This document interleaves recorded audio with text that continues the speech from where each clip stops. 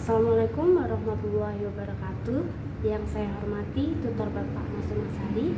Pertama-tama, marilah kita bersyukur kehadirat Allah Subhanahu wa taala yang telah memberikan nikmat dan karunia-Nya kepada kita semua. Perkenalkan, nama saya Dea Paluti. Pada kesempatan ini izinkan saya menyampaikan gagasan mengenai COVID-19 dengan paparan pentingnya menjaga kebersihan diri dari virus COVID-19. Saat ini negara kita Indonesia sedang menghadapi tantangan yang berat bagi kehidupan dan membawa banyak kesulitan serta mengalami banyak perubahan dalam kehidupan sehari-hari kita. Dalam kesempatan ini saya sampaikan mengenai COVID-19.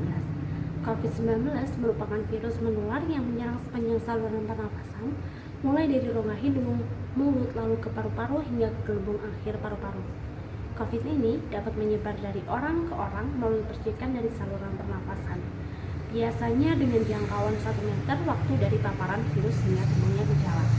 Klinis antara 1 sampai dengan 14 hari dengan rata-rata 5 hari. Bahaya virus corona cukup merisaukan warga dunia, termasuk di Indonesia sendiri. Banyak orang menjadi paranoid akibat penyebaran besar-besaran virus tersebut. Ditambah dengan pemberitaan korban, termasuk kematian bagi penderitanya, melihat dari tingkah masyarakat dunia, juga di tanah air tidak bisa dipungkiri jika virus corona ini merupakan wabah penyakit berbahaya. COVID-19 dapat menyebabkan gejala ringan hingga berat. Sekitar 80% kasus dengan gejala ringan seperti pilek, sakit tenggorokan, batuk, dan demam.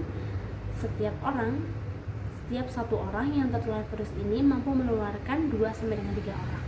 Infeksi virus corona penyebab COVID-19 tidak bisa disepelekan. Dalam hal ini, virus corona penyebab COVID-19 dapat menyebabkan sekitar 4,04 juta kasus meninggal dunia dan total sekitar 187 juta kasus positif di seluruh dunia. Tanda-tanda dan penyakit akibat terpapar COVID-19, rata-rata gejala akan muncul 5-6 hari setelah seseorang pertama kali terinfeksi virus ini, tetapi bisa juga sampai 14 hari setelah terinfeksi. Ada berbagai macam gambaran klinis dari tanpa gejala hingga sakit berat, bahkan menyebabkan kematian. Bahkan 20% orang yang terinfeksi tidak menunjukkan gejala atau asimptomatik. Gejala yang paling umum yaitu demam, batuk, kelelahan, hilang rasa atau bau. Gejala yang sedikit tidak umum seperti sakit tenggorokan, sakit kepala, nyeri, diare, ruam pada kulit, iritasi mata. Gejala serius seperti kesulitan berbicara atau bergerak dan nyeri dada. Selanjutnya yakni menjaga kebersihan saat pandemi COVID-19. Seperti yang kita ketahui, kebersihan merupakan hal yang sangat penting. Kita bisa dengan satu mencuci tangan menggunakan hand sanitizer. Saat pandemi COVID-19, kita perlu mencuci tangan dengan menggunakan sabun sesering mungkin. Jangan lupa untuk dialir-alir dengan 6 langkah yang sudah diterapkan oleh pemerintah. Dan tidak lupa untuk selalu menggunakan hand sanitizer sesering mungkin. Yang kedua yaitu menggunakan masker. Menggunakan masker kita perlu saat berada di luar ruangan atau di luar rumah. Dengan mengganti setiap 4 jam sekali. Bisa menggunakan masker dengan 2 lapis kain berbeda seperti kain dan juga medis.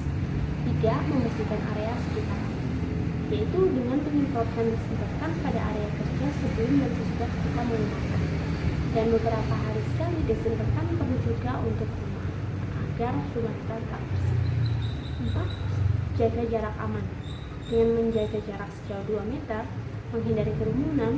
Namun apabila tidak diperlukan, kita bisa mengurangi kontak dengan seseorang, yaitu seperti menghindari berjabat tangan atau bekerja dari rumah atau biasa disebut dengan work from home.